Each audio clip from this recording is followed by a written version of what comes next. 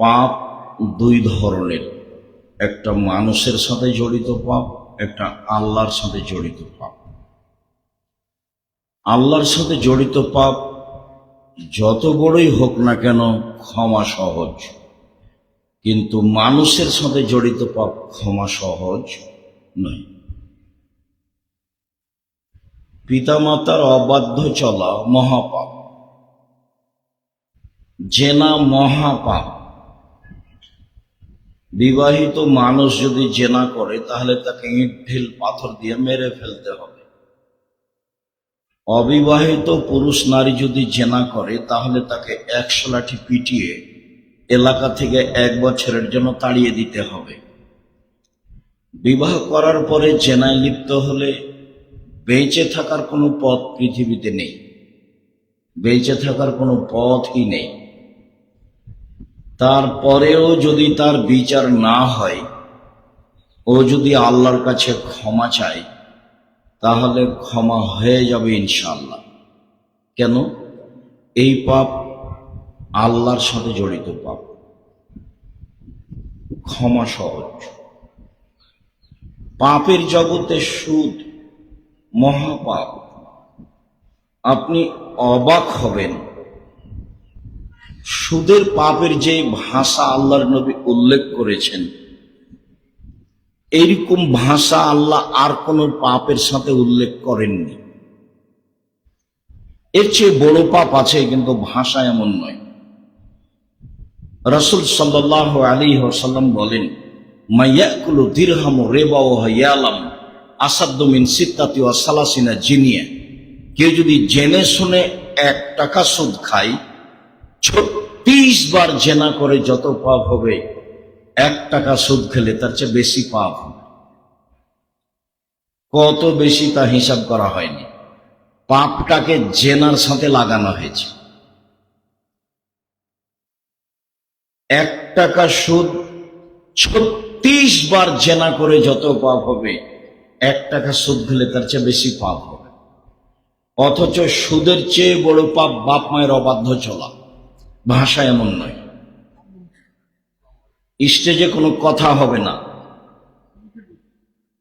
আপনারা যারা স্টেজে আসবেন, যারা ওখান থেকে আসবেন, তারা একবার ওইভাবে মেপে এসে স্টেজে আসবেন।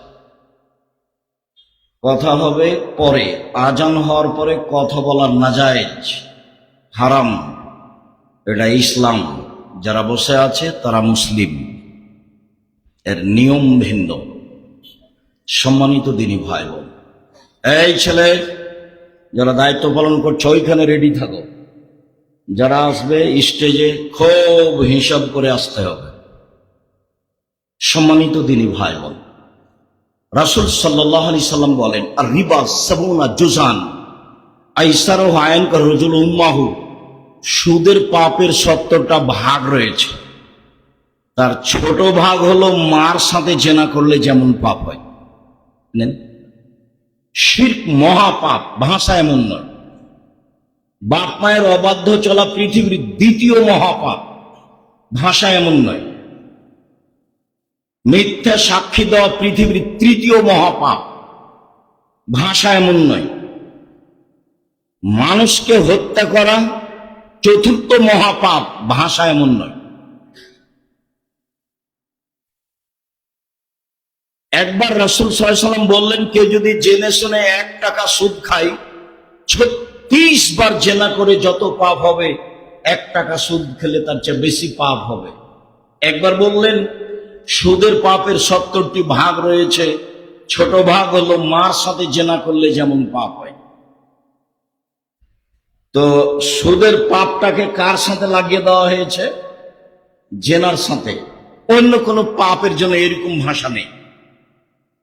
এরপরেও সুদ যত বড়ই পাপ হোক না কেন, কোটি কোটি টাকা একটা মানুষ সুদ খেয়েছে, বাড়ি গাড়ি ব্যাংক ব্যালেন্স ভর্তি, আজকে রাতে বলছে আমার ভুল হয়েছে, তুমি আমাকে মাফ করো, আমি সুদের লেনদেন বন্ধ করলাম, সব পাপ ক্ষমা হয়ে যাবে ইনশাআল্লাহ। কেন? এই পাপ কার সাথে জড়িত? আল্লাহর সাথে জড়িত। নির্বাচনে একজন চেয়ারম্যানের বদনাম করেছেন, যে খারাপ, এখন থেকে হজে উমরাতে গিয়ে বাকি জীবন কাবা ঘরের গিলাপ ধরে ক্ষমা চান, কান্নাকাটি করেন। কোনো একদিন যদি ক্ষমা হয়ে যায় তাহলে ইসলাম ধর্ম মিথ্যে, আল্লাহ হবেন জালেম। আল্লাহ বলেছেন আমি জালেম নই, আমি মানুষের উপরে জুলুম করব না। ইন্নী হারামতু যুলমা আলাইয়া, জুলুম আমার উপরে হারাম করেছি, আমি আল্লাহ নিজের উপরে জুলুম করব না। তুমি যার বদনাম করেছো ক্ষমা তার কাছে নাও না। গীবত, দোকানে বসবেন না, শতবার বক্তব্যে বলা আছে, আড্ডা পিটবেন না। আপনি পৃথিবীকে যত সহজ মনে করেছেন, পৃথিবী তত নয় সহজ। বুখারী মুসলিমের হাদিস, আল্লাহ রাসূল বলেছেন ফাত্তাকুদ দুনিয়া ওয়াত্তাকুন নিসা, পৃথিবীর মানুষ তোমরা মহিলা থেকে বেঁচে থাকো এবং পৃথিবী থেকে বেঁচে থাকো, পৃথিবী তোমাকে ধোকায় ফেলবে। সম্মানিত দিনী ভাই বোন, গীবত মানুষের সাথে জড়িত পাপ। 5 ওয়াক্ত সালাত আদায় করা ফরজ। ইবাদতের জগতে সবচেয়ে ভিন্ন ধরনের ব্যতিক্রম বিরল ইবাদত হলো সালাত, যা মানুষের সাথে আপোষ করে না। অবাক ইবাদত। হজ আপোষ করে, হজ একটা ফরজ ইবাদত। আপনি এবছর যেতে চাচ্ছেন, গেলেন না, সামনে বছর যাবেন, যান, সমস্যা নেই। যাকাত একটা ফরজ ইবাদত, 2 মাস আগে দিতে চাচ্ছেন দেন, 20 দিন পরে দিতে চাচ্ছেন দেন, এই যে আপোষ আছে। রমজান মাসের সিয়াম একটা ফরজ ইবাদত, আপনি অসুস্থ, ভালো লাগছে আপনাকে, লাগছে না, ছেড়ে দেন, পরে করেন। সফরে আছেন, ছেড়ে দেন, পরে করেন। এ দেখেন ফরজ বিধান কিন্তু মানুষের সঙ্গে আপোষ করে। সালাত এমন একটা বিধান যে মানুষ অসুস্থ, না ওযু করতে পারে না, না পানি নেই, না কাপড় নেই, না উলঙ্গ আছে, না ঝামেলা আছে, না আকাশে আছে, না পানিতে আছে, না শত্রু পিছনে দৌড়াচ্ছে, এমন কোন পৃথিবীতে পরিস্থিতি নাই যে পরিস্থিতিতে তাকে সালাত নামাজ পড়তে হবে না। এরকম কোন পৃথিবীতে পরিস্থিতি নাই, তার নাম সালাত। 80 বছর বয়স, একদিনও সালাত আদায় করেনি। আজকে বলছে আমার ভুল হয়েছে, আল্লাহ তুমি আমার মাফ করা, আজ থেকে আমি সালাত শুরু করলাম, ইনশাআল্লাহ তার অতীতের সব পাপ ক্ষমা হয়ে যাবে। এই পাপ কার সাথে জড়িত? আল্লাহর সাথে জড়িত। গীবত, স্টলে বসে আরেকজনের বদনাম করেছেন, সে আপনার কোনো ভাই, মাওলানা, যেই হোক না কেন, ক্ষমা চান দেখি আল্লাহর কাছে। কোনোদিন যদি ক্ষমা হয়ে যায় আল্লাহর কাছে ক্ষমা চেয়ে, তাহলে বুঝতে হবে ইসলাম ধর্ম মিথ্যা। ইসলাম ধর্ম মিথ্যা নয়, ইসলাম ধর্ম সত্য, আপনার ক্ষমা হবে না, এটাই চূড়ান্ত। বদনাম যার করা হয়েছে ক্ষমা তার কাছে আছে, সেখানেই ক্ষমা চাইবেন। জীবনে কত ক্ষমা চাইবেন? এই জন্য রাসূল সাল্লাল্লাহু আলাইহি ওয়াসাল্লাম বলেছেন মুখখান কন্ট্রোল রাখো, বেঁচে যাওয়া। আসছে একটু পরে। সম্মানিত দিনী ভাই বোন, আজকের আলোচনা গীবত, পরনিন্দা, মানুষের সাথে জড়িত পাপ। মহান আল্লাহ বলেন ওয়াইলুল লিকুল্লি হুমাযাতিল লুমাযা, সামনেও পিছনে বদনাম করে যারা, ওয়াইল নামক জাহান্নামে যাবে তারা। সিদ্ধান্ত আগেই। সামনেও পিছনে গীবত করে যারা, জাহান্নামে যাবে তারা। জুবাইর ইবনে মুতঈম রাদিয়াল্লাহু তাআলা আনহু বলেন রাসূল সাল্লাল্লাহু আলাইহি ওয়াসাল্লাম বলেছেন লা ইয়াদখুলুল জান্নাতা কাত্তাত ওয়া ফি রিওয়ায়াতিন নাম্মাম, চুগলখড়ি করে যে, বদনাম গীবত করে যে, এখানকার কথা ওখানে লাগাই যে, ওখানকার কথা এখানে লাগিয়ে পরিবেশ নষ্ট করে যে, সে জান্নাতে যাবে না। বুখারী মুসলিম। লা ইয়াদখুলুল জান্নাত, জান্নাতে যাবে না। এই কথা আমি বলিনি, এই কথা মুহাম্মদ সাল্লাল্লাহু আলাইহি সাল্লাম বলেছেন। আপনাকে আমাকে তিতা লাগলে কিছু আসে যায় না, কথা এটাই চূড়ান্ত। গীবত মহান আল্লাহ বলেন, ইয়া আইয়ুহাল্লাযীনা আমানু ইজতানিবু কাসীরাম মিনায-যন্ন ইন্না বা'যা-যন্নি ইসম। পৃথিবীর মানুষ, তোমরা মানুষের উপরে ধারণা করা থেকে বেঁচে থাকো। নিশ্চয় কিছু ধারণায় পাপ হয়, ধারণা করবেন না। ও মনে হয় এটা বলেছে, ও এটা মনে হয় করেছে, ধারণা করবেন না। রাসূল সাল্লাল্লাহু আলাইহি ওয়াসাল্লাম বলছেন, শোনো, তিনজন মানুষ সফরে গেলে দুইজন মিলে আপসে কথা বলো না।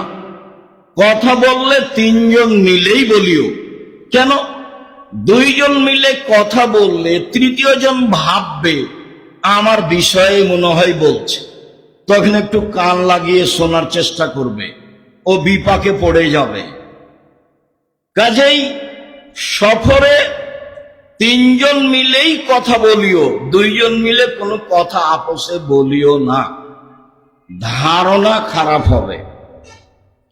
রাসূল সাল্লাল্লাহু আলাইহি ওয়াসাল্লাম বাড়ি থেকে বের হয়ে বলতেন সঙ্গী সাথী, শোনো, কারো ব্যাপারে আমার কাছে খারাপ ধারণা দিও না, আমার সামনে বলিও না যে অমুক খারাপ। তোমার বলাতে তখন আমার ধারণা তার উপরে খারাপ হয়ে যাবে। কয়েকবার বললে মনে হবে যে মিথ্যাটাই সত্য, মিথ্যাই সত্য হয়ে যাবে। হাজারো মানুষ জেলে আছে, জজ জানে না ঘটনা কি, উকিল জানে না ঘটনা কি, সাক্ষী জানে না ঘটনা কি, ও নিজেই জানে না ব্যাপার কি, আমি কেন জেলে। যে সাজিয়েছে সেই জানে, মিথ্যা সাক্ষী। ওকে বলেছে 50,000 টাকা দিব, তুই বলবি যে আমি দুই চোখে মারতে দেখেছি, বাস টাকা পেয়েছে। ও বলেছে আমি দুই চোখে মারতে দেখেছি। যার কথা বলছে ও তো সেদিন নারায়ণগঞ্জেই ছিল না। সম্মানিত দিনী ভাই বোন, মহান আল্লাহ বলেন, ওয়ালা তাজাসসু, পৃথিবীর মানুষ, তোমরা মানুষের দোষ ত্রুটি উদ্ঘাটন করো না। আবু হুরায়রা রাদিয়াল্লাহু তাআলা আনহু বলেন, রাসূল সাল্লাল্লাহু আলাইহি ওয়াসাল্লাম বলেছেন, ইয়াকুমুয যান্না ফাইন্না যান্না আকতাবুল হাদিস। পৃথিবীর মানুষ, তোমরা ধারণা করা থেকে বেঁচে থাকো, ধারণাই সবচেয়ে বড় মিথ্যা। আল্লাহর নবী একদা বলেন, সবচেয়ে বড় পাপ হলো আল্লাহর সাথে শিরক করা, দ্বিতীয় মহাপাপ হলো উকুকুল ওয়ালিদাইন, পিতামাতার অবাধ্য চলা, তৃতীয় মহাপাপ হলো কওলুজ জুরি, মিথ্যা কথা বলা।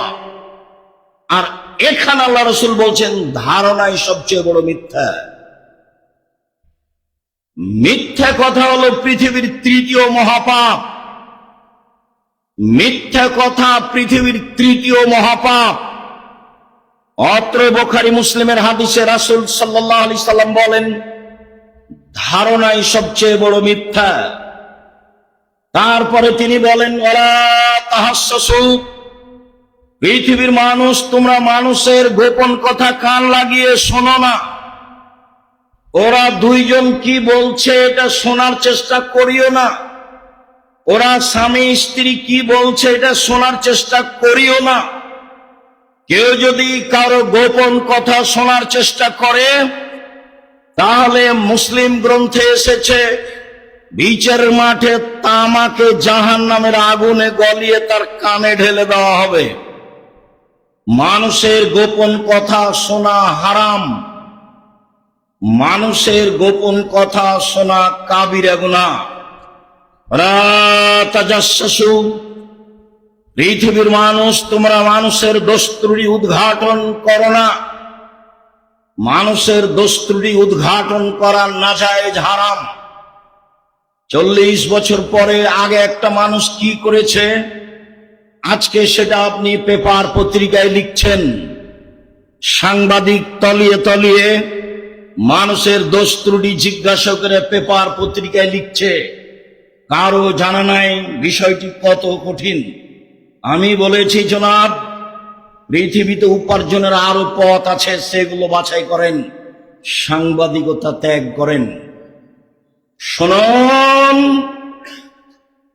দোষ ত্রুটি উদ্ঘাটন করা হারাম। আল্লাহর নবী বলেন, মান সাতারা মুসলিমান সাতারাহুল্লাহু ফিদ দুনিয়াল আখিরাহ। কেউ যদি কারো দোষ ত্রুটি ঢেকে রাখে, আল্লাহ তাআলা তার দোষ ত্রুটি ইহকালে ও পরকালে ঢেকে রাখবেন। বুখারী মুসলিম। মুসলমান হিসাবে আপনার জরুরি উচিত আপনার শত্রুর দোষ ত্রুটি ঢেকে রাখবেন। শত্রুর দোষ ত্রুটি বলতে ভালো লাগে, মিঠা মিঠা লাগে। অল্প দিন বাঁচতে এসে ক্ষতিগ্রস্ত হয়ে বাঁচতে চাইেন না, লাভ নেই। আমি বলিনি এ কথা নয়, আমি বলেছি। আসলে কি দাঁড়াবেন? তো হাসছে, চুপ আছে। তা আমি বলছি, অল্প দিন বাঁচতে এসে পরকাল হারাতে আমি রাজি নই। রাসূলের যেটা সিদ্ধান্ত সেটাই হবে, যা হবে হবে। অল্প দিন বাঁচতে এসে পরকাল হারাতে আমি আব্দুর রাজ্জাক বিন ইউসুফ রাজি নই। জাতির যদি রাস্তাঘাট করে দিতে না পারি, জাতির যদি স্কুল কলেজ করে দিতে না পারি, জাতিকে চূড়ান্ত সঠিক ধর্ম দিতে পারবো ইনশাআল্লাহ। ধর্মের ব্যাপারে জাতিকে ফাঁকি দিয়ে পরকাল হারাতে রাজি নই। সম্মানিত দিনী ভাই বোন, একটু আপনাকে বাস্তব দেখাই। বিচারের মাঠে আল্লাহ তাআলা একজন মানুষকে নিয়ে আসবেন, নিয়ে এসে তাকে তার বাহু দিয়ে অন্তরাল আড় করে নেবেন। আমার দিকে দেখেন। আড় করে নিয়ে তার আমলনামাকে তার সামনে তুলে ধরবেন। আমলনামা তুলে ধরে বলবেন, দেখো তো, আল্লাহ বলবেন ব্যক্তিকে, এই পাপগুলো কি তোমার? জি আমার। তুমি কি মনে করো যে আমার ফেরেশতারা অন্যায় লিখেছে? জি না, আমি মনে করি না যে অন্যায় লিখেছে। তুমি কি আমাকে কিছু বলতে চাও? জি না, আমি আপনাকে কিছু বলতে চাই না। কে কাকে বলছে বলেন তো দেখি? আল্লাহ বলছেন ব্যক্তিকে। এরপরে বলছেন, দেখো, তোমার একটা স্বভাব ছিল মানুষের দোষ ত্রুটি ঢেকে রাখা। তুমি মানুষের দোষ ত্রুটি ঢেকে রাখতে পারো, আমি আল্লাহ তোমার পাপ ঢেকে রাখতে পারি না। যাও, তোমার বিচার হবে না, জান্নাতে যাও। কি দিয়ে বুঝায় আপনাকে আমি ইসলাম কি জিনিস? কি দিয়ে বুঝায় আপনাকে আমি বদনাম গীবত কি জিনিস? কি দিয়ে বুঝায় আপনাকে মানুষের দোষ ত্রুটি ঢেকে রাখা কি জিনিস? যা মানুষের জরুরি জিম্মেদারি। যারা মানুষের দোষ ত্রুটি উদ্ঘাটন করে তারা মুমিন নয়। লাইসাল মুমিন বিত্তান। নিন্দা করে যে সে মুসলিম নয়। ওয়ালা বিল্লান। অভিশাপ করে যে সে মুসলিম নয়। ওয়ালাল ফাহিশ। অশ্লীল কথা মুখে যে বলে সে মুমিন নয়। ওয়ালাল বাজি। কর্কশ ভাষা ব্যবহার করে এবং বদনাম গীবত করে যে সে মুমিন নয়। और তাহাজ্জুদ পড়ে কোনো লাভ নেই, और সিয়াম থেকে কোনো লাভ নেই। রাসূল সাল্লাল্লাহু আলাইহি ওয়াসাল্লাম বলেন, কাম মিন সাইমিন লাইসা লাহু সিয়াম ইল্লা জামা। বহু মানুষ সিয়াম থাকে, রোজা থাকে, ও পিপাসিত থাকে মাত্র, কিছুই নাই তার, এক নেকিও হবে না। কাম মিন কাইমিন, বহু মানুষ তাহাজ্জুদ পড়ে, লাইসা লাহু মিন কিয়ামিহি ইল্লা সাহার, তার তাহাজ্জুদ হয় না, মাত্র রাত জাগে, মাত্র এই যা। সম্মানিত দিনী ভাই বোন, আজকের পরে সিদ্ধান্ত পরিবর্তন করতে হবে।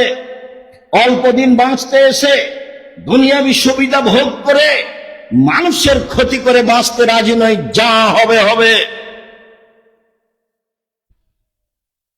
আবু হুরায়রা রাদিয়াল্লাহু তাআলা আনহু বলেন, রাসূল সাল্লাল্লাহু আলাইহি সাল্লাম বলেছেন, পৃথিবীর মানুষ শুনে রেখো, মাইয়াজমান লি মা বাইনা লাহিয়াহি ওয়া মা বাইনা রিজলাইহি আজমালাহুল জান্নাহ।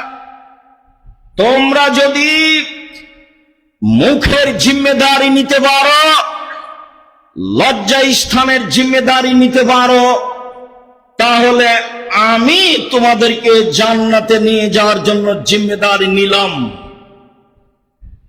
কিভাবে তোমাকে জান্নাতে নিয়ে যাবে সেটা আমার ব্যাপার।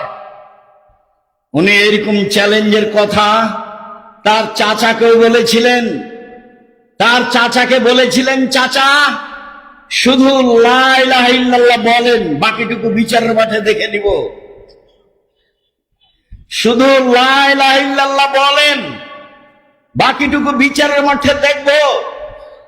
লা ইলাহা ইল্লাল্লাহ না বললে আমার দেখার কোনো পথঘাট থাকবে না।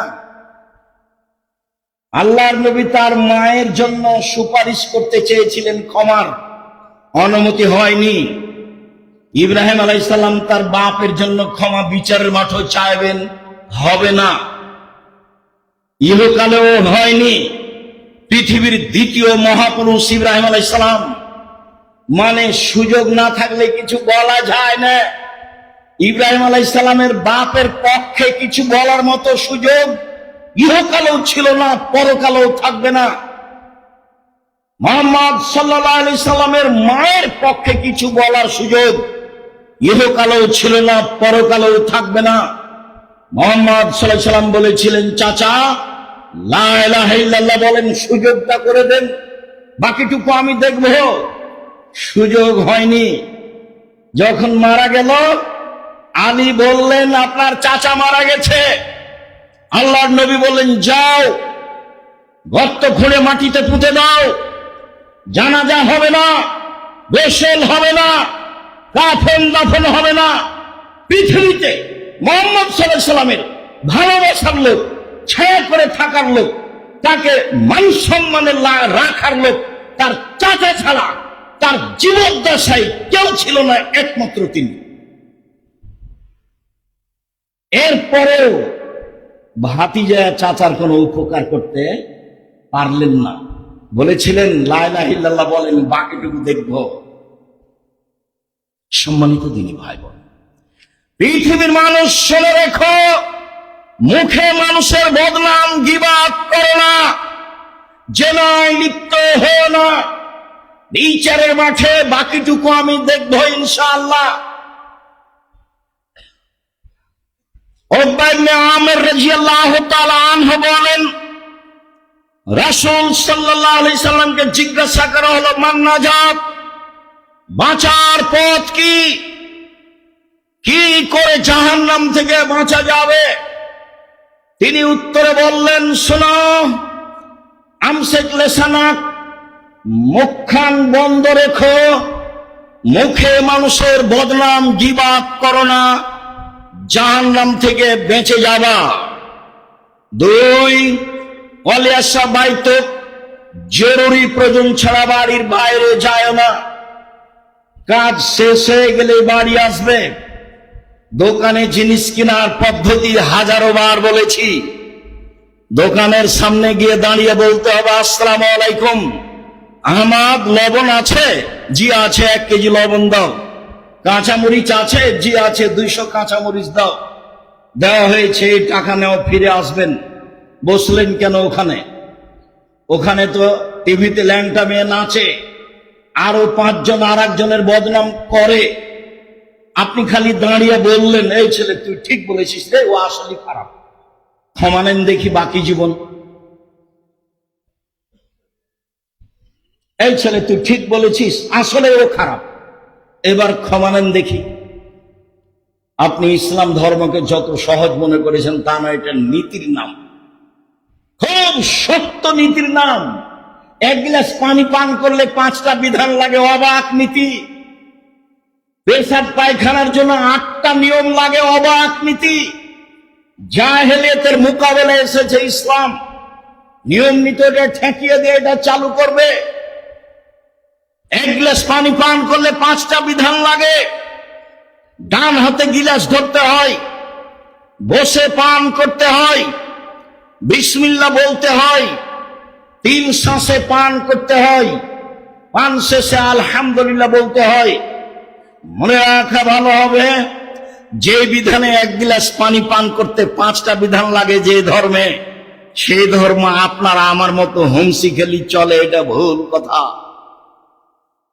সেটা অবশ্যই একটা নিয়মের উপরে চলে। আমি আর আপনি বুঝে বিবেচনা করে কাজ করি। রাসূল সাল্লাল্লাহু আলাইহি সাল্লাম একদা বললেন, পৃথিবীর মানুষ শুনে রেখো, মান কানা জাওয়াজহাইনি ফিদ দুনিয়া কানা লাহু লিসানান মিন নার। বিচারের মাঠে যার দুই মুখ হবে। মানুষের দুই মুখ হয়? জি, মানুষে তো বলে বাদ দাও দুই মুখার কথা, এই যে বুঝে, এই যে মানুষ বলে আরে ছাড়ো তো দুনিয়ার বদ, দুই মুখার কথা বাদ দাও। তার মানে এখানে এক কথা বলে, ওখানে এক কথা বলে। মানুষই বলছে যে দুমুখের কথা বাদ দাও। তো রাসূল সাল্লাল্লাহু আলাইহি সাল্লাম বলছেন, দুনিয়াতে যার দুইটা মুখ হবে, বিচারে তার মুখে আগুনের দুইটা জিহ্বা হবে। লিসানান মিন নার, আগুনের দুইটা জিহ্বা হবে, আগুনের। মানুষের বদনাম করে কি করবেন? অল্প সুবিধা ভোগ করে কি করবেন? কেন অল্প সুবিধা ভোগ করতে যান? কেন মাথায় এটা আসে? সম্মানিত দিনী ভাই বোন, আবু হুরায়রা রাদিয়াল্লাহু তাআলা আনহু বলেন, রাসূল সাল্লাল্লাহু আলাইহি সাল্লাম বলেছেন, আশারুন নাসে ইয়াউমাল কিয়ামা, সবচেয়ে নিকৃষ্ট মানুষ সেই, সবচেয়ে জঘন্য মানুষ সেই, বিচারের মাঠে সবচেয়ে খারাপ মানুষ সেই, বিচারের মাঠে আল্লাযী ইয়াতি হাওলায় ওয়া ইয়াতি বিহাওলায়, যে এখানে এক কথা বলে, ওইখানে আরেক কথা বলে, এখানে এক কথা বলে, সেইখানে আরেক কথা বলে। সে হলো বিচারের মাঠে সবচেয়ে খারাপ মানুষ। তাহাজ্জুদ পড়ে জান্নাত কিনবো, এই হিসাব ছেড়ে দেন। মুখখান আগে বন্ধ করেন, পরে তাহাজ্জুদ। মুখ বন্ধ না করলে বিচারের মাঠ টিকবে না। মুখই সবচেয়ে বড় বিপদ। একাধিক হাদিস আসছে ধারাবাহিক, আপনি প্রস্তুত থাকুন কান লাগিয়ে মনোযোগ সহকারে শোনার জন্য। সম্মানিত দিনী ভাই বোন, আব্দুল্লাহ ইবনে উমর রাদিয়াল্লাহু তাআলা আনহু বলেন, রাসূল সাল্লাল্লাহু আলাইহি সাল্লাম বলেছেন, পৃথিবীর মানুষ লা তুযুল মুসলিমিনা, তোমরা একজন আর একজনকে কষ্ট দিও না কথা ও কর্মে। ওয়ালা তাত্তাবিউ আওরাতিহিম, মানুষের পিছনে পড়ো না বদনাম করার জন্য। ইন্নাহু মান ইয়াত্তাবিউ আওরাতা আখিহিল মুসলিম, কেউ যদি তার মুসলিম ভাইয়ের পিছনে পড়ে বদনাম করে, ইয়াত্তাবিউল্লাহু আওরাতাহু, আল্লাহ তার পিছনে লেগে যাবেন। ওমান ইয়াত্তাবি আওরাতাহু ইয়াফজাহু ওয়ালাউ কানা ফি জাওফি রাহলিহি, আর আল্লাহ যার পিছনে লেগে যাবেন, আল্লাহ তাকে অপমান করেই ছাড়বেন, অজি তার বাহনের পেটে ঢুকে যায় তবু। আরো স্পষ্ট করে বলি, আপনাকে খুব ভালোভাবে মনে রাখতে হবে, আপনি যদি কারো বদনাম করেন, তখন আপনার বদনাম কে করবে? আল্লাহ।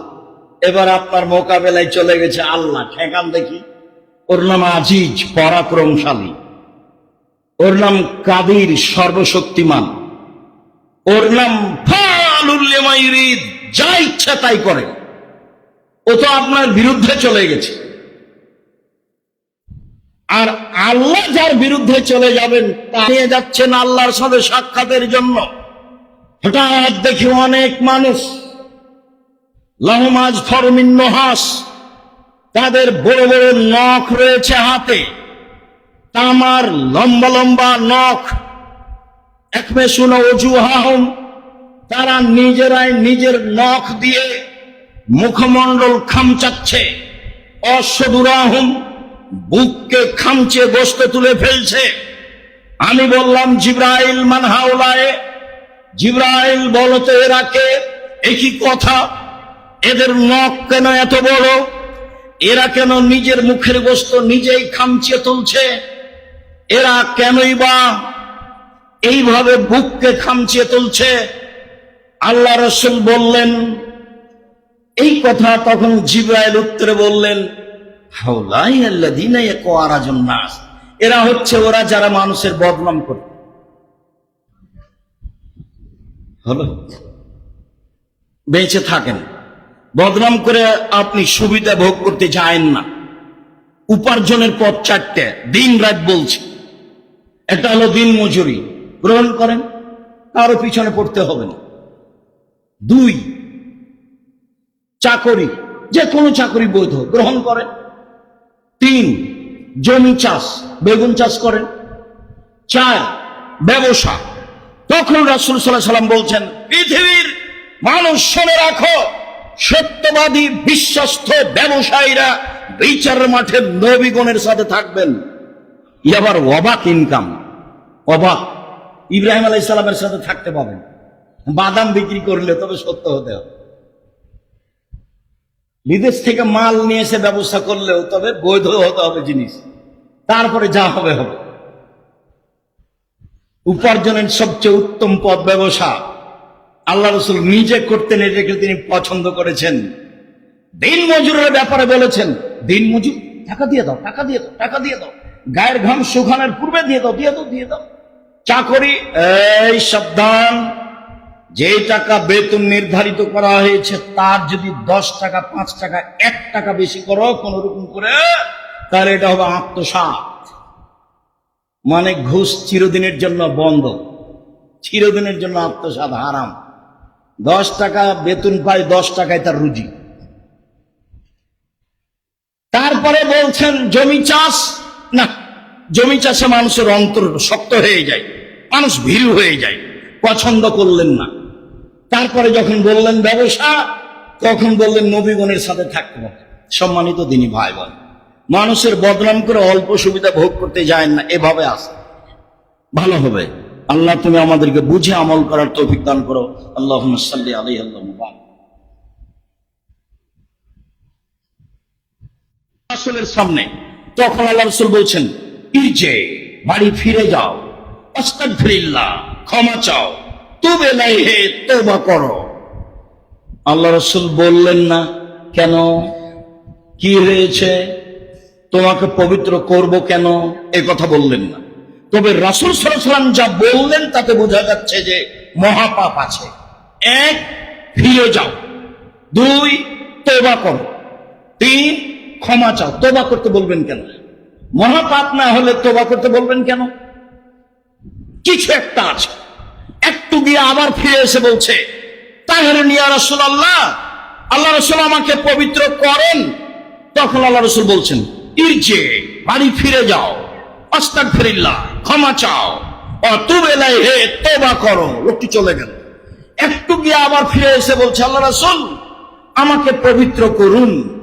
আল্লাহ রাসূল বলেন, ইরজে, বাড়ি ফিরে যাও, আস্তাগফিরুল্লাহ, ক্ষমা চাও, তুব ইলাইহি, তওবা করো। লোকটি চলে গেল। আবার ফিরে এসে বলছে, আল্লাহ রাসূল আমাকে পবিত্র করেন। তখন আল্লাহ রাসূল বলছেন, আবেহি জনন, ও কি পাগল? আরে আমি বলছি ও চলে যায়, যায় না কেন? বারবার কেন বলে আমাকে পবিত্র করেন, পবিত্র করেন? ও কি পাগল? কালু লাইসা বিমাজনুন, সাহাবীগণ পাশে যারা বসেছিলেন তারা বললেন, জি না, আল্লাহ রাসূল তো পাগল নয়, ভালো মানুষ। তখন আল্লাহ রাসূল বলছেন, আশারে বা খামরান, তাহলে কেউ মদ পান করেছে, তাই তার মস্তিষ্ক বিকৃত হয়েছে, সে আমার কথা বুঝে না। ঘটনা কি তাই? ফাঁকা মারা জ্বলন ফস্তান কাহাহু, লাভ দিয়ে একজন সাহাবী দাঁড়িয়ে তার মুখে নাক লাগিয়ে মুখটা সঙ্গে দেখে বলছেন, মাশারে বা খামরান, আল্লাহ রাসূল এ তো মদ পান করেনি, না তো, এ তো মদ পান করেনি, এ তো মস্তিষ্ক বিকৃত হয়নি। এখন আল্লাহ রাসূল বলছেন, আজ আনাইতা, তুমি জেনা করেছ। তখন লোকটি বলছে, মানুষ বৈধভাবে স্ত্রীর সাথে যেভাবে মিলে, আমি অবৈধভাবে সেভাবে মিলেছি, বিচার করে দেন। হাদিস বুখারী, মুসলিম। সম্মানিত দিনী ভাই বোন,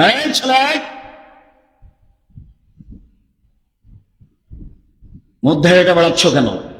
এক খেয়ালে চেয়ে থাকবেন। সম্মানিত দিনী ভাই বোন, আমি আপনার কিছু না কিছু উপকার করবই করবো ইনশাআল্লাহ। আপনাকে আমি প্রথমে দেখাতে চেয়েছি আল্লাহ রাসূল লোকটাকে কি বললেন? ফিরে যাও। স্বাভাবিকভাবে কি বললেন? শুধু ফিরে যাও বলেননি, কি বলেছেন? ফিরে যাও, তওবা করো, ক্ষমা চাও। তার মানে ঘটনা কিছু আছে।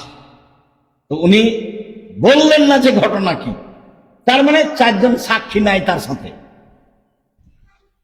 আবার বললেন ফিরে যাও, ক্ষমা চাও, তওবা করো। আবার বললেন ফিরে যাও, ক্ষমা চাও, তওবা করো।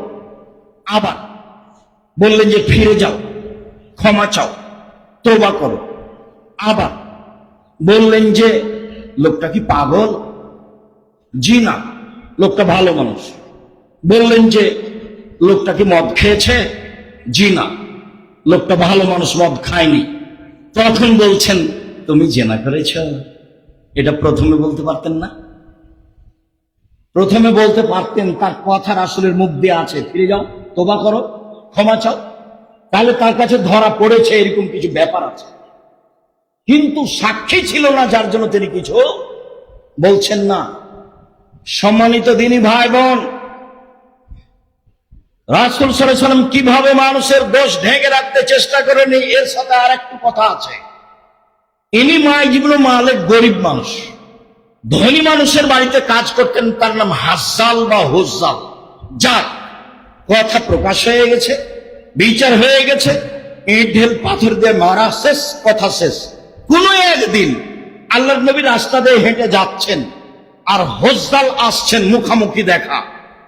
আল্লাহ রাসূল বলছেন, হুজ্জাল লাউ সাতারতা খাবারা মাইজ ইবনে মালিক লাকুনতা খায়রান কাসীর। তুমি মাইজ ইবনে মালিককে আমার কাছে কেন পাঠিয়েছিলে হুজ্জাল? তুমি যদি মাইজ ইবনে মালিকের ঘটনাটা লুকিয়ে রেখে দিতে, তোমার কাপড় দিয়ে ঢেকে রাখতে, তাহলে যে কত ভালো হতো। ঘটনা মাইজ ইবনে মালিকের স্ত্রীর সাথে জেনা, মাইজ ইবনে মালিকের জেনা হয়েছিল হুজ্জালের স্ত্রীর সাথে। হুজ্জাল ধনী মানুষ, তাকে হুজ্জাল খুব ভালোবাসতেন। নিরুপায় হয়ে হুজ্জাল বলেছিলেন, যাও রাসূলের কাছে গিয়ে পরামর্শ নাও, দেখো তিনি কি বলেন। ভালো আশায় পরামর্শ নিতে এসেছিল, কিন্তু আল্লাহ রাসূল চেষ্টা করে তার দোষ ঢেকে রাখতে পারেননি। শেষ পর্যন্ত বিচার হয়েই গেছে। কোন একদিন মাইজ ইবনে মালিকের সাথে দেখা হুজ্জালের সাথে। তখন আল্লাহ রাসূল বলছেন, হুজ্জাল তুমি যদি তার ঘটনাটা লুকিয়ে রাখতে, তাহলে যে কত ভালো হতো। তুমি কেন আমার কাছে পাঠালে? আমার কাছে কোনো ঘটনা প্রকাশ হয়ে গেলে তার বিচার হবে। কথা কি বুঝতে পেরেছি? এখন যেটুকু বুঝেছি, তাতে বাকি জীবন মানুষের দোষ ত্রুটি বলে বেড়াবো না, ঢাকবো। সফলতা অর্জন করতে চায় না অল্প দিন মানুষের বাঁচতে, সে যত বড়ই শত্রু হোক, সে যত বড়ই শত্রু হোক। সম্মানিত দিনী ভাই বোন, রাসূল সাল্লাল্লাহু আলাইহি সাল্লাম বলেন, শালা রাসূলুল্লাহ সাল্লাল্লাহু আলাইহি সাল্লাম আন আকসারে মাইদখিলুন নাসান নারা। আল্লাহ রাসূল, মানুষ বেশি বেশি জাহান্নামে যায় কেন? মানুষ বেশি বেশি জাহান্নামে যাওয়ার কারণ কি? তখন আল্লাহ রাসূল বললেন, আল ফারজ আল ফাম, লজ্জা স্থান ও মুখ। মুখ যখন কন্ট্রোলে রাখতে পারবে না, তখন ও জাহান্নামে যাবে। আবু মুসা আশআরী রাদিয়াল্লাহু তাআলা আনহু বলেন, আল্লাহ রাসূল বললেন, কাইফা বিকুম নবী, করতে চাই আমাকে মারতে চাই, তাহলে কি আমি মুখ খুলব না? তখন আমি কি করব? এটা উত্তর সাহাবী। তখন আল্লাহ রাসূল বলছেন, শোনো, ওই সময় আদমের দুই ছেলের ভালোটার মতো হবা। বুঝতে পারলেন কথা? আদমের দুই ছেলের ভালোটার মতো হবা। আদমের দুই ছেলের একজন বলল, কাবিল, এই হাবিল, তোকে আমি মারবো। তখন হাবিল বলছে যে তুমি মারো মারো, আমি তোমাকে মারবো না। আপনি এখন কি করবেন? তুমি বদনাম করো করো, আমি তোমার বদনাম করব না। পারবেন না? গায়ে তো রক্ত মাংস আছে, পারবেন না কেন? চেষ্টা করেন। আমার জীবনে বড় দুটো ত্যাগ। আমি আমার নিজের কথা বলছি, আমার জীবনে আমি কোনোদিন মানুষের বদনাম করবো না, এটা আমার ত্যাগ। যা হবে হবে ইনশাআল্লাহ, প্রতিশোধ নেব না। কেউ যদি ধুয়ে ছেড়ে দেয়, উল্টা কিছু বলে, আমি মুখ খুলব না, এটা আমার জীবনের ত্যাগ। এবং ও আমাকে পিছনে নিয়ে যেতে পারবে না, তার পিছনে নিয়ে যাওয়ার কোনো পথ নাই। আমাকে পিছনে নিয়ে যাওয়ার জন্য একজনের হাত আছে, যিনি উপরে আছে। 1 মিনিটের জন্য মানুষের কাছে আমি সম্মান চাইনি। যেমনি ভাবে এটা আমার ত্যাগ, তেমনি ভাবে আমার একটা আকাঙ্ক্ষা, স্বাদ, আমার মনে বড় স্বাদ, আমি এই দেশের মাটিতে উন্নত মানের প্রতিষ্ঠান গড়বই গড়ব ইনশাআল্লাহ, যেখানে ছেলে মেয়ে বাংলা, ইংরেজি, আরবি উন্নত মানের শিক্ষা অর্জন করে জাতির অন্যায়ের বিরুদ্ধে লড়বে। মুখে কলমে মিডিয়ায় লড়বে, মুখে লড়ে যাচ্ছি, কলমে লড়ে যাচ্ছি, মিডিয়ায় লড়ে যাচ্ছি, বদনাম গীবাত ছাড়াই যে কোনো মূল্যে মুখ খুলতে রাজি নেই মানুষের বিরুদ্ধে। সম্মানিত দিনী ভাই বোন, কেউ যখন খুব গালি দেয় আমাকে, গালিও শুরু করে মা থেকে আর মন থেকে, তারপরে গালি দিতে দিতে তখন থেমে যায় আর দেয় না, তখন আমি আবার রিং দিই, দিয়ে বলি ভাইজান মোবাইল দেখে টাকা শেষ হয়ে গেছে, মনে হয় গালি আরো বাকি ছিল, থাকলে দিয়ে নেন। ওর মন্দ, ওর বিরোধিতা আমার গায়ে কোন কাজ করে না। ওর বদনাম, ওর গীবাত, ওর বিরোধিতা, ওর মাকে নিয়ে কথা বলা, আমার মাকে নিয়ে, আমার বোনগা, আমার গায়ে কোন কাজ করে না। সরিষার সম পরিমাণ কাজ করে না। আমার ও কথার 5 পয়সা দাম দিতে রাজি নেই। দেখেন আপনি, আমি 90 সাল থেকে মাঠে আছি, 90 সাল থেকে 36 বছর চলছে। অপ্রয়োজনীয় বাক্য বলিনি, মানুষের বিরুদ্ধে কথা বলিনি, কোনোদিন মাঝাব নিয়ে কথা বলিনি। টিকে আছি তো, এই যে আছি দেখেন, এই যে বেঁচে আছি, এই যে আপনার সামনে কথা বলছি আলহামদুলিল্লাহ। দোকানে বসি না, চায়ের স্টলে যায় না, এই যে বেঁচে আছে দেখেন তো, আছি তো, ভাবি তো আছি মনে হচ্ছে। চেষ্টা করেন, মানুষই পারবে, পশু প্রাণী বুঝে না ওরা, অন্তর আছে বুঝে না, দেখে না ওরা, চক্ষু আছে দেখে না, শোনে না ওরা, কান আছে শোনে না, বুঝে না ওরা, অন্তর আছে বুঝে না, বুঝা দরকার। দেখে না ওরা, চক্ষু আছে দেখে না, দেখা দরকার। শোনে না ওরা, কান আছে শোনে না, শোনা দরকার। উলায়েকা কালানাম, তারা পশু প্রাণীর মতো, তারা গরু ছাগলের মতো, তারা কুকুর শ্রীর মতো, বালম বাজাল বরং তার চেয়ে খারাপ। দোকানে বসে মানুষের বদনাম করেন, আপনাকে যদি আমি কুকুর শ্রীর চেয়ে খারাপ প্রমাণ করতে না পারি, আমি আব্দুর রাজ্জাক বিন ইউসুফ এই জিকের মাঠে বক্তব্য শেষ করলাম, জিন্দেগি তার কোনোদিন কথা বলবো না। আপনার সাথে ওয়াদাবদ্ধ, যদি আপনাকে আমি পশু প্রাণীর চেয়ে বেশি খারাপ প্রমাণ করতে না পারি। আমি এই কথা বলিনি, এই কথা আল্লাহ তাআলা বলেন। বুঝে না ওরা, অন্তর আছে বুঝে না, দেখে না ওরা, চক্ষু আছে দেখে না, শোনে না ওরা, কান আছে শোনে না।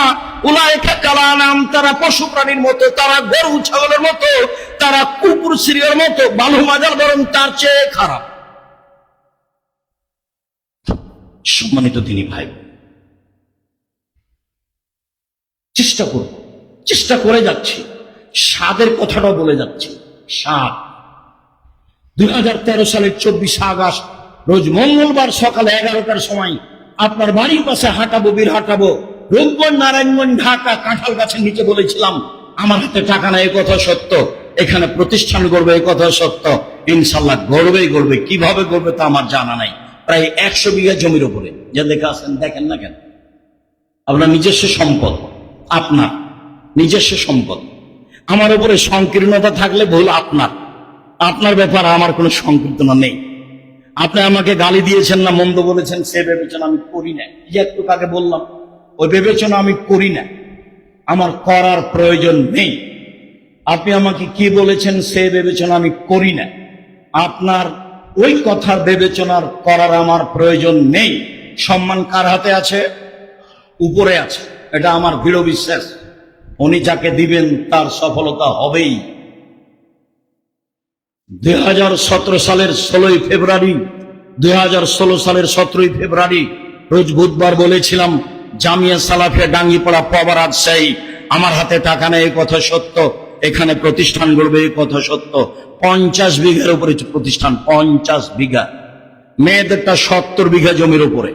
দিনাজপুরেরটা 20 বিঘা জমির উপরে 5,000-এর বেশি ছেলে মেয়ে পড়াশোনা করে, 519 জন এতিম অসহায় রয়েছে, প্রায় 45 লক্ষ টাকা বেতন লাগে।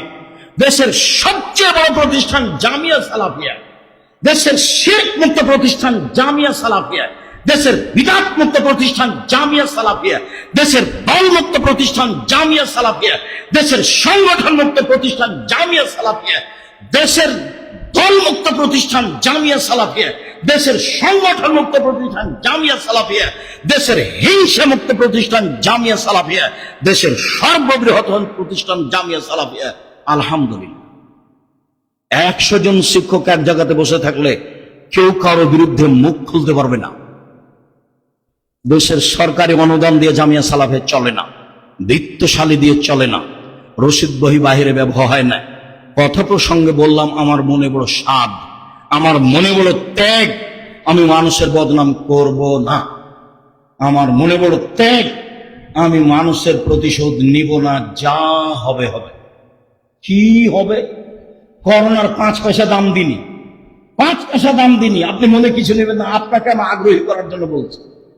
ওই ছেলের বাপকে আমি দেখতে গেছি ঢাকা মেডিকেলে, ভাই বোন আমাকে বলছে, ওরা বড় বড় উচ্চ শিক্ষিত, হুজুর ভিতরে আসবেন না, ভিতরে আসবেন না, হুজুর ভিতরে আসবেন না, এরকম করছে। আরে শোনো, তোমার আব্বার গায়ে হাত দিয়ে দোয়া পড়ে যাবে, যদি মরে যায় আমি, আমাকে যদি করোনা হয়, আমি বলবো না তোমার বাপের কারণে করোনা হয়েছে।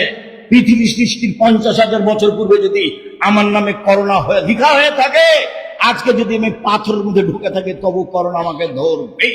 আমি ভাগ্যকে এভাবে বিশ্বাস করি। আমি আব্দুর রাজ্জাক বিন ইউসুফ ভাগ্যকে, ইসলামকে যেভাবে বিশ্বাস করি, সেখান থেকে এক চুল পিছু সরে আসতে রাজি নই। যা হবে হবে।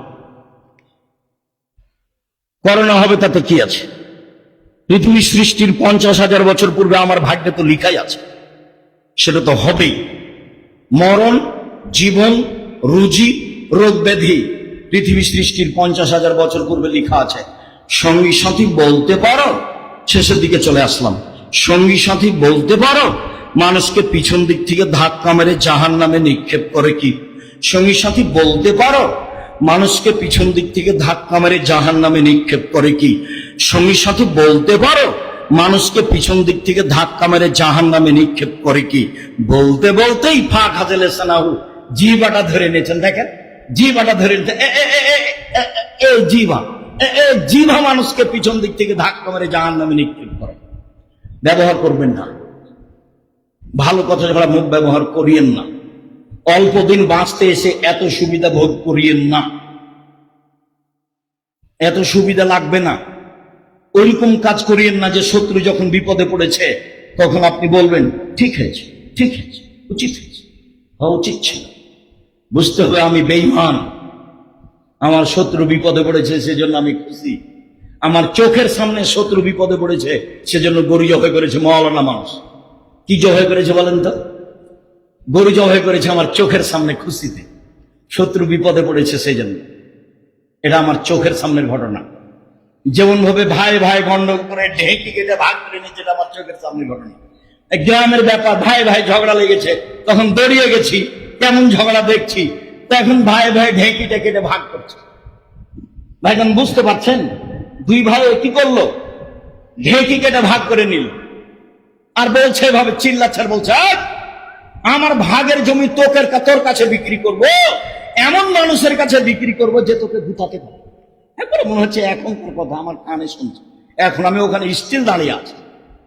প্রতিশোধ নিয়েন না, বিবাদ করিয়েন না, বদনাম করিয়েন না, লাগবে না প্রতিশোধ। যা হবে কষ্ট হবে একটু। মাকে নিয়ে কথা বললে কষ্ট হবে না? হবেই, হয় উচিত, হবেই। কই আমার গায়ে কিছু কাজ করে, আমাকে বলছে আপনি মুখ খোলেন না কেন, একটু কিছু বলতে পারেন না? তাহলে খুব বলতে পারি। আমাকে বলছে সিলেটের ওসি সিগনেচার করে মামলা আমি চালাবো, সিগনেচার করে মামলা আমি চালাবো, আপনার গাড়িতে আক্রমণ করবে কেন? তখন আমি বলছি আমি মানুষের বিরুদ্ধে মামলা করি না। আমি যদি মামলা করি তাহলে আমি মানুষ, ও পারে না? ও তো পারে মামলা চালাতে, ওই চালায়। আমি ছোট কাজ করতে যাবো কেন? ও চালালেই তো হয়। সম্মানিত দিনী ভাই বোন, জিকে মাঠে যারা আছেন, আপনাদের ভালোবাসা জিকে মাঠের এই প্রতিষ্ঠানের উপরে হোক, এটা আমি আন্তরিকভাবে কামনা করি। এ ব্যাপারে আমার কাছে কোনো দুর্বলতা নেই। আপনার কিছু হওয়াতে আমাকে খারাপ লাগে না। আমি তখন মনে করি এটা আপনার হবেই। আমি যদি আপনার চেষ্টা করি ঠগানোর, তাহলে আমি পিছে পড়ে যাব। কাজেই আপনারটা ঠগাতে আমি যাব না, আপনার ক্ষতি করতে আমি যাব না। এটা আমার জীবনের কাজ নয়। জীবন বাজি রেখে চেষ্টা চালিয়ে যাচ্ছি। জামিয়া সালাফের অধীনে 700 মক্তব চলে। 700 কি দিয়ে আপনি বিরোধিতা করবেন? 700 মক্তব শুরু করবো একবারে তেতুলিয়া থেকে টেকনাফ পর্যন্ত ইনশাআল্লাহ। একবারে তেতুলিয়া থেকে টেকনাফ পর্যন্ত মক্তব চালু করবো ইনশাআল্লাহ। সারা বাংলাদেশে জামিয়া সালাফে করবো ইনশাআল্লাহ। প্রায় কয়েকটা 8-10টা প্রায় চলমানের কাছাকাছি সব প্রায় জেলাতে জামিয়া সালাফের জমি আছে। ব্যবস্থা আল্লাহ করে। তা আমি আপনার বড় কিছু দেখতে যাব কেন?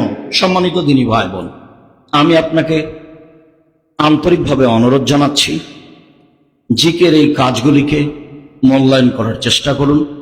সালাত শেষে অবশ্যই ছেলেরা আপনাদের কাছে সহযোগিতার জন্য যাবে। কম হোক বেশি হোক, নিজেকেও বঞ্চিত রাখবেন না। আমার দিকে দেখেন, আলিয়াদুলিয়া খারু মেয়াদি সোফলা, দেওয়া হাত ভালো নেওয়া হাতের চেয়ে। হাতটা কোনো সময় নেওয়ার দিবেন না মানুষের কাছে, সবসময় কি করবেন? দেওয়ার। আর টাকা পয়সা দান ছেলে মেয়ের হাত দিয়ে করাবেন। আব্বু, আব্দুর রাজাক সাহেবকে তুমি টাকাটা দিয়ে দাও, জামিয়া সালাফে দিয়ে দাও, জিকে একাডেমির সম্মেলনে তুমি দিয়ে দাও। ছেলে মেয়েকে দেওয়া শিখাবেন। কেন? প্রত্যেক দিন সকালে 2জন ফেরেশতা নেমে আসে আকাশ থেকে। একজন বলে, আল্লাহ যে যতটুকু দিল তার পূর্ণ করে দাও, আর যে যতটুকু দিল না তার ক্ষতি করে দাও। এখন ধরেন আপনি 5 টাকা দিতে পারতেন আজকের সম্মেলনে সালাতের পরে, কিন্তু দিলেন না, 10 টাকার ক্ষতি হবেই। এই কথা আমি বলিনি, এই কথা মুহাম্মদ সাল্লাল্লাহু আলাইহি ওয়াসাল্লাম বলেন। হাদিস বুখারী মুসলিম। আম গাছে জাম ধরতে পারে, ধরে না। অমাবস্যার রাতে চাঁদ উঠতে পারে, উঠে না। সুঁয়ের ছিদ্র দিয়ে লাঙ্গলের পর ঢুকতে পারে, ঢোকে না। সুঁয়ের ছিদ্র দিয়ে লাঙ্গলের পর ঢুকে যেতে পারে। আম গাছে জাম ধরে যেতে পারে, অমাবস্যার রাতে চাঁদ উঠে যেতে পারে, এগুলো ঘটে যেতে পারে। যে কথা বলছি এতে সন্দেহ আছে বলে কিয়ামত পর্যন্ত চেষ্টা করলে সরিষা ঢোকানো যাবে না। তার নাম বুখারী মুসলিম, আমার নিজের কথা নয়। আমি নিজে বললি এরা তো শক্তভাবে বলতে পারি, এ তো আমার নিজের কথা নয়, এটা বুখারী মুসলিমের হাদিস। আল্লাহর নবী বলছেন, একজন ফেরেশতা বলে, যে যা দিল তুমি তা পূর্ণ করে দাও, যে যা দিল না সেটুকু তার ক্ষতি করে দাও। কম হোক বেশি হোক সহযোগিতা থাকবেন। খুতবার শেষে এসে সম্মানিত দিনী ভাই বোন, সকল দিনী ভাই বোনকে আন্তরিকভাবে অনুরোধ, আজ থেকে নিয়ে বাকি জীবন পর্যন্ত বদনাম গীবত বন্ধ। বাড়িতে কেউ যদি টাকা পয়সা কর্জ করতে আসে, এসেই শুরু করবে, ভাইজান ও তো আপনার খুব বদনাম করে, ও তো খুব খারাপ, ওই যে টাকা নেবে আপনার কাছে, সেই জন্য আর একজনের বদনাম দিয়ে শুরু করে। তখন আপনি বলছেন, ঠিক রে, দেখতো ও কি বলে, একটু শুনতো। মুখ বন্ধ করেন। কেন এসছেন বলেন? যে টাকা কর্জ চাইতে, বাস ওটা বলেন। দিব না দিব সেটা আপনার ব্যাপার, মুখ খুলবেন না। কার বদনাম আপনি শুনবেন না, বলা যতটুকু শোনা ততটুকু। আপনি আমার দিনী ভাই, আপনাকে আমি অনুরোধ জানাচ্ছি। আপনি আমার দিনী বোন, আপনাকে আমি অনুরোধ জানাচ্ছি। রাসূল সাল্লাল্লাহু আলাইহি ওয়াসাল্লাম যখন বললেন যে মহিলারা শোনো, দান করে জাহান্নাম থেকে বাঁচো। জাহান্নাম বলতে নারী আর নারী, জাহান্নাম বলতে নারী আর নারী, জাহান্নামের সব মানুষই নারী। তো একজন মহিলা বলল, কেন কেন জাহান্নামীরা বেশি নারী? তখন আল্লাহ রাসূল বলছেন, শোনো, 3টা কারণ। এক, তুকসিরুল লানা, খুচরা কথা বলো, মানুষের বদনাম করো, গীবত করো, এই জন্য জাহান্নামী যাবা। 2, স্বামীকে মানো না, স্বামীর অকৃতজ্ঞ। স্বামীকে মেনে চলতে হবে, তিতা লাগলেও মিঠা লাগলেও। বলছে যে আমার স্বামীর মুখখান কত খারাপ, আপনি তো জানেন না আব্দুর রাজাক সাহেব। যতই খারাপ হোক আপনাকে মেনেই নিতে হবে, নইলে চেয়ারম্যান মেম্বারকে বলে খোলা তালাক নিয়ে নেন। বন্ধ করে থাকবেন মুখখান, কথা বলবেন না। 1 গ্লাস পানি ঢেলে দিলে থেকস করে রেখে চলে যাবেন, এই জীবন বাতিল। স্বামীকে মেনেই চলতে হবে, নইলে জাহান্নাম। 3, আমি তোমাদের মতো দেখিনি কোন জাতি যে বুদ্ধিমানের বুদ্ধিকে নষ্ট করতে পারে। তোমরা এমন জাতি বুদ্ধিমানের বুদ্ধিকে নষ্ট করতে পারো। একবার হাসি দিলে আর একজনের ঈমান অর্ধেক হয়ে যায়। সে তো তোমরা জাতি, তোমরা ঢেকে রাখা বস্তু। যখনই তোমরা পুরুষকে বিপাকে ফেলে দিবা, তখন তোমাদের জন্য জাহান্নাম। 1, বদনাম। 2, স্বামীকে না মানা। 3, পুরুষকে বেকায়দায় ফেলা। আর বোকা ছেলে তোমাকে বলছি, মোবাইল আর কথা তার সাথে বলো না। আজকের পরে জিকে মাঠের পরে জিন্দিগি তার কোনোদিন তার সাথে কথা বলবো না। তোমাকে বলছে, এই ছেলে তোমাকে বলছে, ওই মেয়ের জন্য নাম্বার তোমার মোবাইলে না থাকে, জীবনে যেন না থাকে। ও তোমার চাকরি ধ্বংস করবে, ও তোমার মান সম্মান নষ্ট করবে, ও তোমার বংশের মর্যাদা নষ্ট করবে, ও তোমার পড়াশোনাকে ধ্বংস করবে। আল্লাহ তার থেকে বাঁচার জন্য আল্লাহ রাসূল আদেশ করেছেন। সম্মানিত দিনী বোন, আপনাকে বদনাম করার জন্য বিষয়টি অনুরোধ জানাচ্ছি সকল দিনী ভাই বোনকে।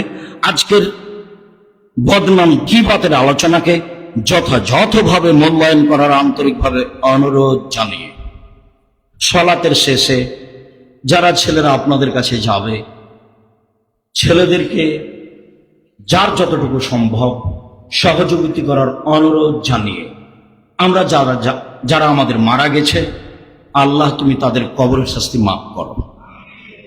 যারা আমরা অসুস্থ, তুমি তাদের আরোগ্য দান করো।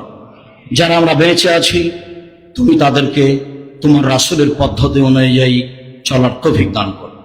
তুমি আমাদেরকে বদনাম করা থেকে বিরত রাখো। তোমার দরবারে এই জোরালো দাবি, এই দাওয়া, এই দোয়া রেখে আজকের জুমার খুতবা এখানেই শেষ করলাম। আল্লাহুম্মা সাল্লি আলাইহি, আল্লাহুম্মা বারিক আলাইহি। আসসালামু আলাইকুম। আবারও রাত 10টায় দেখা হবে ইনশাআল্লাহ। আসসালাম।